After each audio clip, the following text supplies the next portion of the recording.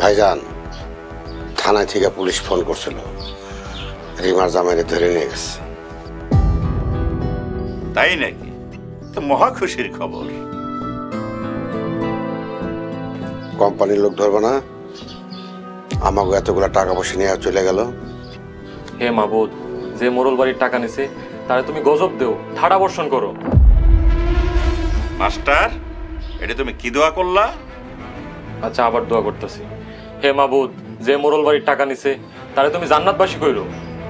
Master, এইসব তুমি কি বলতেছ? যারা আমাকে টাকা পয়সা নিয়ে গেছে তাকে তুমি জান্নাতবাসীর কথা বলতেছো? আচ্ছা, এবার ঠিক দোয়া করতেছি। হে মাবুদ, যে মোরল বাড়ির টাকা নিছে তারে তুমি গজব দিও না, জান্নাতেও দিও না। এবার ঠিক আছে মোরল সাহেব? মাস্টার, তোমার না কইছি কথা কম কইবা? জি আচ্ছা, আর কথাই কমো না। সবার 20 দাঁত আমি ফালাই দিছি। মোরল সাহেব, 20 দাঁত কই ফালাইছেন? আমারও একটা দাঁত 20 করে ফালাইতে হইব। মাস্টার, তুমি সামনের থেকে যাও। এই যে এখনো ব্যথা করতেছে। যাও কইতাছি। আচ্ছা, যাইতেছি। আসসালামু আলাইকুম।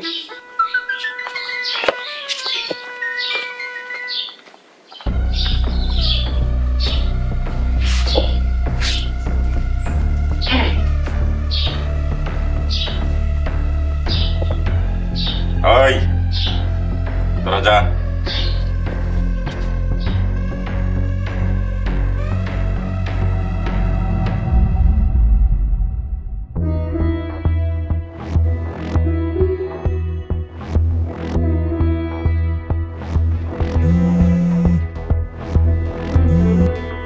সোনা বলো। ভাবি, ভাইজানটা নাকি পুলিশে ধরে নিয়ে গেছে? ঠিকই শুনছো, আব্বার জ্যাঠরে পুলিশের কাছে ধরাই দিছে। ভাবি, তোমরাও পুলিশের কাছে যাও। জামু মানে ওগরে যদি জেলের ভাত না খাওয়াই সারছি। আমিও তোমাকে লগে আছি। সোহানা, রতন ভাইরে কই আমার লগে দেখা করতে। তোমার ভাই যে কি করবে কিছুই বুঝতেছে না। কিছু বোঝা লাগবে না, রতন ভাইরে কইও আমরা বিকালে উকিলের কাছে যাবো। আচ্ছা ঠিক আছে। শুনো ভাবি, যা করো সাবধানে করো, যেটা কিন্তু খুব খারাপ। তুমি ভুলা যাও না সোহানা, আমিও মোরল বাড়ি মাইয়া, আমি কাউরে ডরাই না। ভাবি, আব্বা আর মাই কই?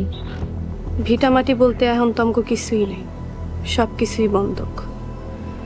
আব্বা নানান জায়গায় ছুটাছুটি করতেছে, যদি কিছু করা যায়।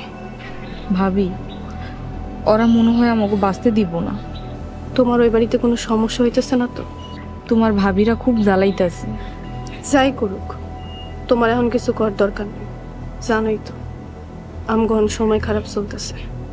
আচ্ছা ভাবি, তাহলে এখন রাহি, আর কি হয় না হয় আমারে জানাইও। ঠিক আছে, তুমি নিজের খেয়াল রাখো। আচ্ছা।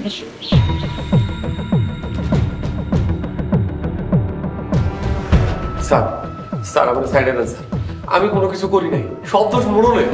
চুপ থাকেন, যা বলার আদালতে বলেন। স্যার, স্যার আমি কোনো দোষ করি নাই।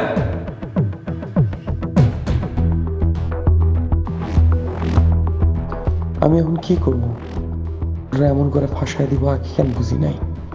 এখন আব্বা আম্মা রিমার কি হইব?